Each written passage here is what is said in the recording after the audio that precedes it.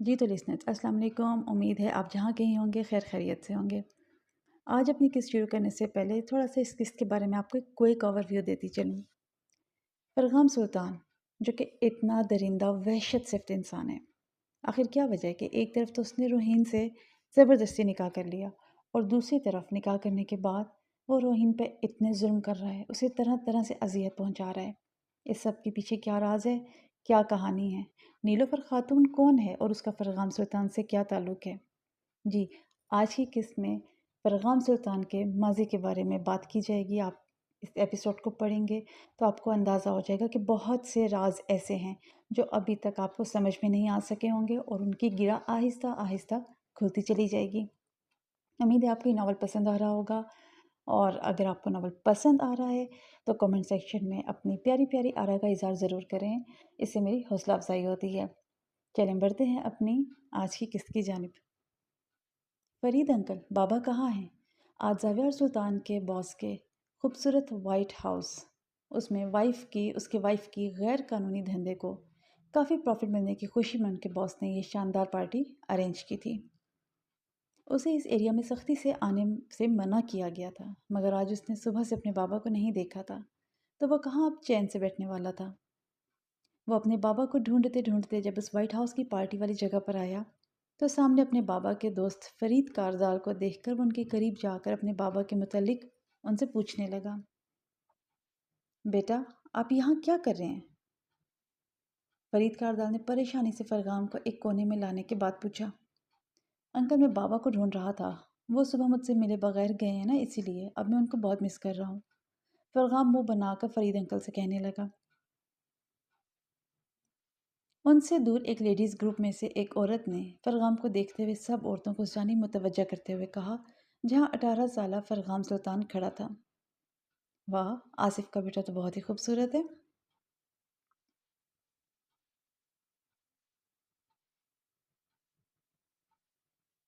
सबकी नज़रें फरगाम सुल्तान के चमकते सफ़ेद चेहरे पर पड़ते ही साखत होकर रह गई, जबकि उनके पीछे नीलोफर अपनी दोस्त से बातें कर रही थी। उनकी बात पर सामने देखने लगी जहाँ फरगाम सुल्तान खड़ा था। हाँ, बहुत ज़्यादा खूबसूरत है। काश मेरी बेटी 20 साल की ना होती तो मैं आसिफ से उसके बेटे का रिश्ता अपनी बेटी के लिए मांग लेती। एक औरत की बात पर नीलोफर गौर से फरगाम को देखने लगी, जो वाकई में एक इंतहाई हसीन कम उम्र लड़का था। अरे नहीं, ये तो आसिफ साहब का बेटा नहीं है। ये तो आसिफ साहब के ड्राइवर का बेटा है। तुम लोगों को पता है, इस लड़के का बाप बहुत ज़्यादा हैंडसम है। मैं तो इसे पहली नज़र में देखकर बहक गई थी, मगर वो बंदा एक नंबर का खड़ूस निकला। मेरे इतने इशारे करने पर भी उसने मुझे कोई जवाब नहीं दिया। अगर मैं तुम लोगों को आसिफ साहब के बेटे के मुतालिक बताऊं, तो तुम लोग किसी को तो कुछ नहीं बताओगी ना? तभी एक औरत ने उन सभी की गलतफहमी दूर करते हुए कहा, नहीं नहीं यार, क्या हम पागल हैं जो अपने ऊपर मुसीबत लाकर खड़ी कर दें? तुम बताओ क्या बात है? इसका बेटा भी नज़र नहीं आता। आज भी इतनी बड़ी पार्टी है, माँ बाप तो नज़र आ रहे हैं, लेकिन इकलौता बेटा हमेशा की तरह आज भी नज़र नहीं आ रहा। ज़रूर कुछ छुपा रहे हैं ये दोनों मियाँ बीवी। नीलोफर अपनी दोस्त से नज़रें हटाकर अब उसी जानिब मुतवज्जा थी। उन औरतों की बातें सुनकर वह आंखों में अंगारे लिए फरगाम को घूर रही थी। हाँ ना नजमा, बात सीरियस है, इसीलिए ये दोनों मियाँ बीवी पूरी दुनिया से छुपाते फिर रहे हैं। मगर इस घर में मेरी मुलाजमा नीलोफर की ख़ास खात्मा है। मुझे उससे पता चला है कि उनका इकलौता बेटा एक एबनॉर्मल बच्चा है। इसी ज़िल्लत के डर से वो अपने बेटे को बाहर निकलने भी नहीं देते। उस औरत की बातों पर शदीद गुस्से से अपनी मुठियाँ कसने लगी। ये वो राज है जो वो आसिफ और वो सबसे आज तक छुपाते आ रहे थे।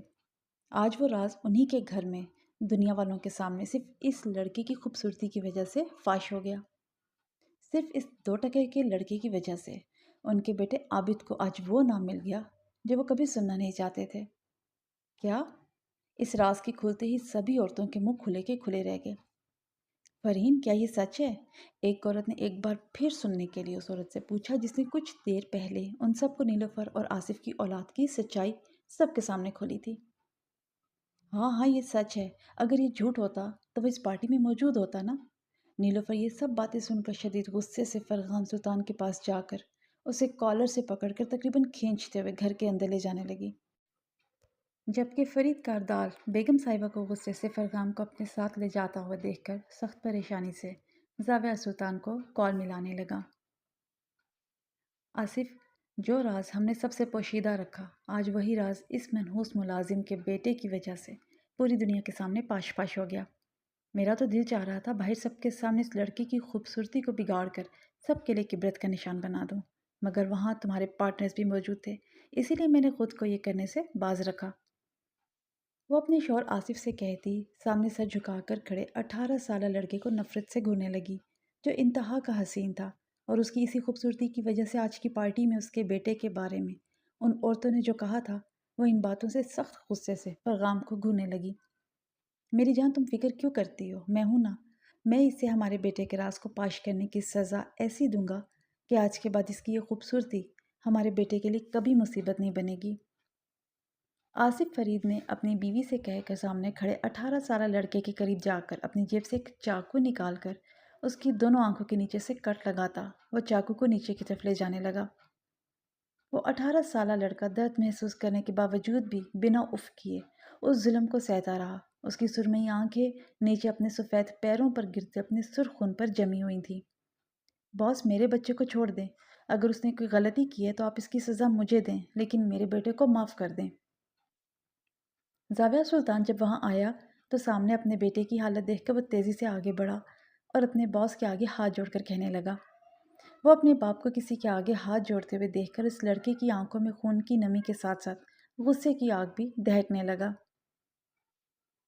जबकि नीलोफर की आंखें सामने खड़े शख्स की बेतहाशा वजाहत से साकत होकर रह गईं। वो जाविया सुल्तान को खोई खोई सी देखने में मसरूफ़ थी कि अपने शौहर की पाटदार आवाज़ से बुरी तरह से चौंकी और अपने शौहर को देखने लगी, जो जाविया सुल्तान के आगे उसे बदसूरत लग रहा था। जाविया, तुम्हारे बेटे की वजह से आज मेरा बेटा पार्टी में नज़रअंदाज हुआ है। वो इस गैंग का नया बनने वाला लीडर है, ना कि तुम्हारा ये बेटा। आसिफ ने सख्त तेवरियां चढ़ाकर जाविया सुल्तान से कहा, जो बेबसी से अपने बेटे के आंखों के नीचे गहरे कट देख रहा था। आसिफ, आप भी हमारे बेटे को किससे मिला रहे हैं? कहाँ इस मुल्क के ताकतवर माफिया का बेटा और कहाँ यह हमारे टुकड़ों में पलने वाले गंदी नाली के कीड़े। वो अपने शौहर से कहती हकारत से जाविया सुल्तान और से घूरने लगी, जो सर झुकाए अपने खून को फर्श पर फैलता हुआ देख रहा था। मेरे माँ बाप ज्यादती कर रही हैं। मैंने इस गैंग के लिए क्या नहीं किया, अपनी बीवी तक को छोड़ा, सिर्फ ये गैंग ना छोड़ने के लिए। और आप मेरी कुर्बानी का ये सिला दे रही हैं मुझे और मेरे बेटे को। जाविया सुल्तान अपने बेटे के लिए ये अल्फाज बर्दाश्त न कर सका और आज पहली बार अपने बॉस की महबूब बीवी से लड़ पड़ा। मगर उसकी ये लड़ाई उसके बॉस ने गोली चलाकर उसकी सांसें छीनकर आखिरी साबित कर दी। था गोली जाविया सुल्तान के कंधे को चीर कर पीछे दीवार पर जा लगी, तो वह अपने बाप को देखकर अपनी आंखों की जलन को भूलकर रोता हुआ आगे बढ़ा। बाबा! इन बाप बेटे को वहाँ अकेला छोड़कर वो दोनों मियाँ बीवी वहाँ से चले गए। उनके जाने के बाद जाविया सुल्तान उठा और अपना कंधा पकड़कर अपने जख्मी बेटे को उठाकर उसे लिए वहाँ से निकलने लगा। जावियार भाई, ये आपके कंधे पर गोली कैसे लगी और फरगाम की आंखों के नीचे ये कट? जब वो क्वार्टर में पहुंचे तो फरीद की बीवी महरीन, जो अपने बड़े बेटे कीवान के साथ बाहर निकल रही थी, उन्हें इस हालत में देखकर परेशानी से जाविया सुल्तान से पूछने लगी। कीवान, जो फरगाम से 2 साल छोटा था, वो फरगाम की आंखों से खून बहता हुआ देखकर डर के मारे अपनी माँ से चिपक गया। भाभी, मैं ठीक हूँ। फरीद कहाँ है? क्योंकि फरगाम अभी बच्चा है, उसे तकलीफ़ हो रही होगी। हमें इसे जल्द हॉस्पिटल ले जाना होगा। जाविया सुल्तान उन्हें कहते हुए आखिर में फ़रीद के बारे में पूछने लगा। जावियार भाई, वो तो कब से वहीं पर थे, अभी तक वापस नहीं लौटे हैं। उनकी बात पर जाविया सुल्तान सख्त परेशान हो गए और फरगाम सुल्तान को उनके हवाले करके वो उसी जानिब भागे जहाँ आसिफ और नीलोफर ने कुछ देर पहले फरगाम के ऊपर टॉर्चर किया था। वो दोनों 2 दिन से गायब हैं भाई। जब फरीद कारदाल और जाविया सुल्तान का कुछ पता नहीं चला तो फरीद की बीवी महरीन कारदाल ने अपने आबाई गांव से अपने बड़े भाई को बुलाया। वो इस वक्त उनके सामने बैठी कह रही थी, महरीन, उन दोनों के बॉस वो क्या कर रहे हैं? क्या वो उन्हें ढूंढ रहे हैं? महरीन कारदाल के भाई यूसुफ ने आसिफ साहब के बारे में पूछा।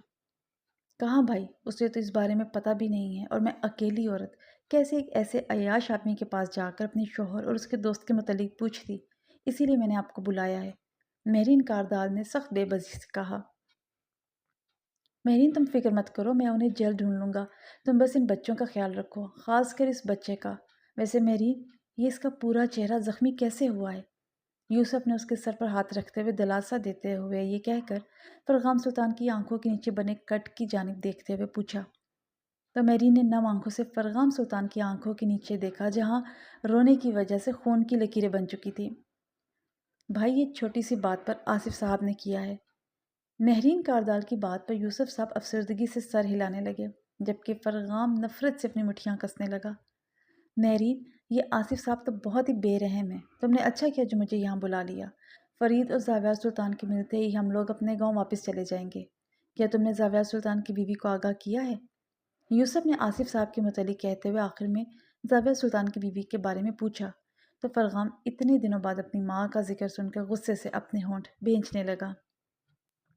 ہاں بھائی، میں نے اسے پیغام پہنچا دیا تھا، مگر وہ پتہ نہیں ابھی تک کیوں نہیں آئی ہے، مہرین کاردال نے کہا۔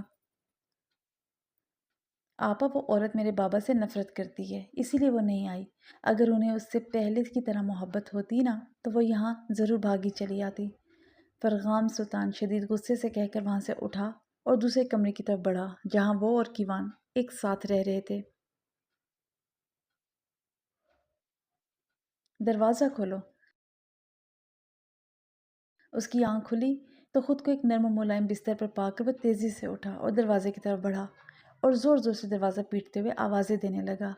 تبھی اپنے سر پر درد محسوس کرتا وہ پیچھے ہٹا اور واپس جا کر بیڈ پر بیٹھا، اور اس وقت کو سوچنے لگا جب وہ فرید کاردال کو ڈھونڈنے اس جگہ گیا تھا جہاں فرغام کو آصف صاحب اور اس کی بیوی نے ٹارچر کیا تھا۔ جب اسے وہاں فرید نہ ملا تو وہ جانے کے لیے مڑا کہ تبھی پیچھے سے کسی نے آ کر اس کے سر پر زور سے مار کر اسے بے ہوش کیا تھا۔ اور وہ کون تھا؟ بے ہوش ہونے کی وجہ سے اسے یہ پتہ نہیں چل سکا تھا، لیکن اب اسے لگ رہا تھا کہ اسے بے ہوش کرنے والا ضرور آصف کا کوئی خاص بندہ ہوگا، کیونکہ آصف صاحب کبھی اپنے شکار کو بخشتا نہیں تھا، تو پھر اسے اور اس کی فیملی کو وہ کیسے جانے دے سکتا تھا؟ یہ سب سوچ کر زاویہ سلطان سخت پریشانی سے بیڈ سے اٹھا اور دروازے کی جانب بڑھا۔ آصف صاحب پلیز مجھے چھوڑ دیں، میں وعدہ کرتا ہوں میں اپنے بیٹے کو لے کر یہاں سے بہت دور چلا جاؤں گا، آپ کو اپنی اور اپنے بیٹے کی شکل تک نہیں دکھاؤں گا۔ وہ دوبارہ سے دروازہ پیٹتے ہوئے آوازیں دینے لگا۔ تبھی باہر سے کسی نے دروازہ کھولا تو وہ تیزی سے پیچھے ہٹا۔ ڈارلنگ، اگر تم مجھ سے دور چلے گئے تو میری خواہش کو کون پورا کرے گا؟ دروازہ کھول کر آنے والا آصف صاحب نہیں، ان کی بیوی ہوگی، یہ اس نے سوچا بھی نہیں تھا۔ جب اس کی نظر نیلوفر کے نامناسب نائٹی پر پڑی تو وہ نظریں نیچے جھکا گیا۔ آپ؟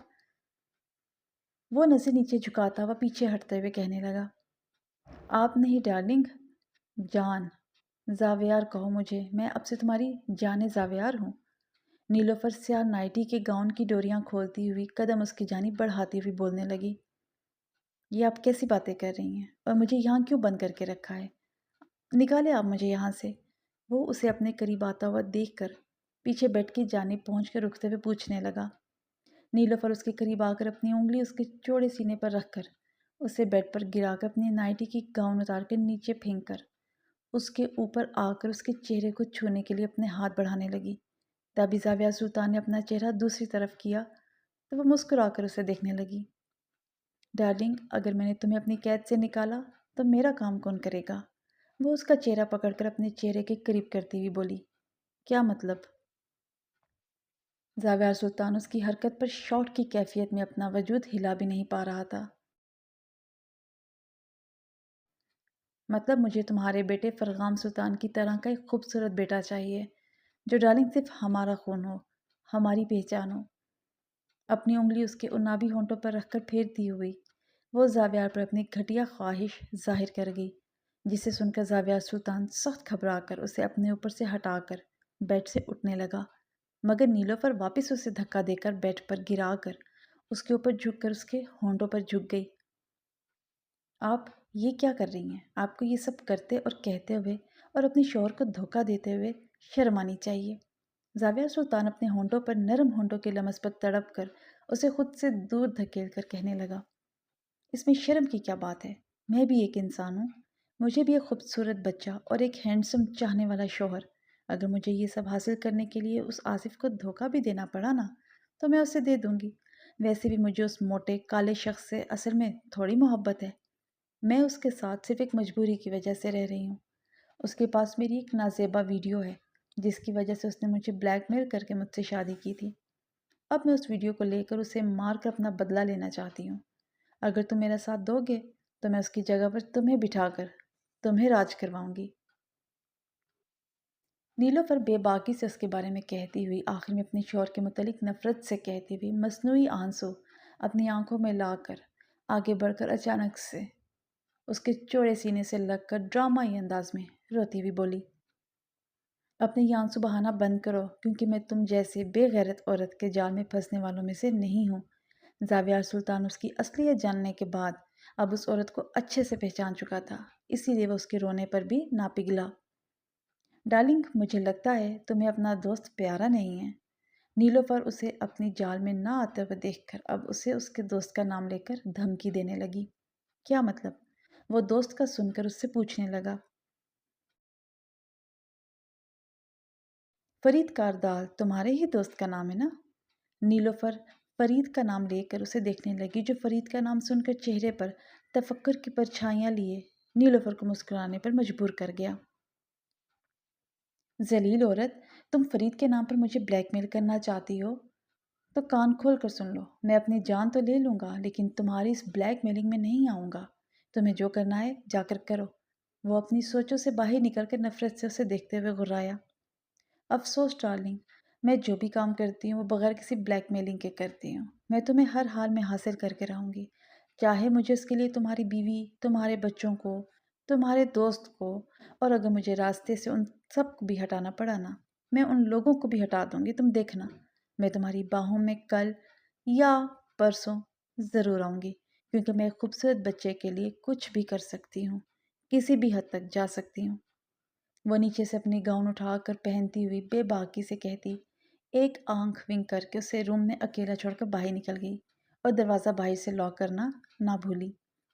اس شیطان عورت نے اپنی اس گھٹیا مانگ کو پورا کرنے کے لیے سب کچھ پہلے سے پلان کر رکھا تھا، اسی لیے اس نے زاویار سلطان کی فیملی کے ساتھ اس کے دوست فرید کو بھی بلیک میل کرنے کے لیے ٹارگٹ کیا۔ زاویار سلطان یہ سب سوچتا ہوا غصے سے بیڈ پر گر سا گیا۔ وہ اپنے باپ کی میت کے سامنے خشک آنکھیں لیے خاموش بیٹھا تھا۔ ابھی تو اس کی آنکھوں کے نیچے ان ظالموں کے دیے گئے زخم بھی تازہ تھے کہ اتنی جلدی ان ظالموں کی طرف سے اسے ایک اور زخم ملے گا، یہ اس کے وہم و گمان میں بھی نہیں تھا۔ آج بادل بھی اس کے غم میں رو رہے تھے، مگر اس کی سرمئی آنکھیں خشک تھیں اور پورا وجود ساکن۔ اس صدمے نے اسے پتھر کا بنا دیا تھا۔ جب جنازہ اٹھایا گیا تب بھی وہ ساکت بیٹھا رہا۔ جب مہرین کاردال کے بڑے بھائی نے اس کا کندھا پکڑ کر اسے اٹھایا تو وہ آگے بڑھا اور اپنے باپ کے جنازے کو کندھا دینے لگا۔ اس لمحے اس کے قدم بھاری ہو رہے تھے، تبھی چپکے سے اس کی آنکھوں کے گوشے سے ایک قطرہ گرا اور بارش کے پانی کے ساتھ نیچے بہہ گیا۔ شہر خاموشہ تک وہ خاموش رہا۔ زاویہ سلطان کو جب قبر میں اتارا گیا تب جب سامنے اس نے آصف کو اپنے بندوں کے ساتھ آتے ہوئے دیکھا تو اس کی آنکھوں میں خون اترا اور لب آپس میں بھینچ گئے، مٹھیاں سختی سے کس گئیں۔ مہرین کاردال کے بھائی نے آصف کو اپنے بندوں کے ساتھ خطرناک تیور لیے جب سامنے کھڑا دیکھا، وہ آگے بڑھا اور فرغام سلطان کو اپنے پیچھے کرنے لگا، مگر فرغام پیچھے بالکل بھی نہیں ہوا۔ وہ نفرت اور حقارت بھری نگاہوں سے آصف کو دیکھنے لگا۔ جاؤ اسے لے کر آؤ۔ آصف کے حکم پر اس کا ایک خاص آدمی آگے بڑھا اور خاموش کھڑے فرغام سلطان کو پکڑ کر اپنے باس کے اگلے حکم کا انتظار کرنے لگا، مگر مہرین کاردال نے آصف کے آگے ہاتھ جوڑے۔ اب اور ظلم مت کریں، خدا کے لیے اسے جانے دیں، آخر اس بچے کا کیا قصور ہے اور اس وقت یہ صدمے میں ہے۔ فرغام سلطان صرف خاموشی سے خود پر یہ ظلم ہوتا ہوا دیکھ رہا تھا۔ اس کا قصور یہ ہے، یہ اس غدار کی اولاد ہے جس نے میری عزت پر ہاتھ ڈالا۔ جاؤ اسے گھسیٹ کر لے کر آؤ کال کوٹری میں اور اس پر اتنا ٹارچر کرو کہ اپنے باپ کی طرح غداری کرنے کا کبھی نہ سوچے۔ آصف نے سخت نفرت سے ساکت کھڑے فرغام کی جانب دیکھتے ہوئے کہا، یہ گناہ مت کریں، وہ بچہ ہے۔ مہرین کاردال کے بھائی نے اس ظلم پر روتے ہوئے کہا، مگر ظالم نے کبھی کسی مظلوم کی سنی ہے جو وہ ان کی سنتا؟ وہ سب فرغام سلطان کو کسی غلام کی طرح وہاں سے گھسیٹتے ہوئے لے جانے لگے۔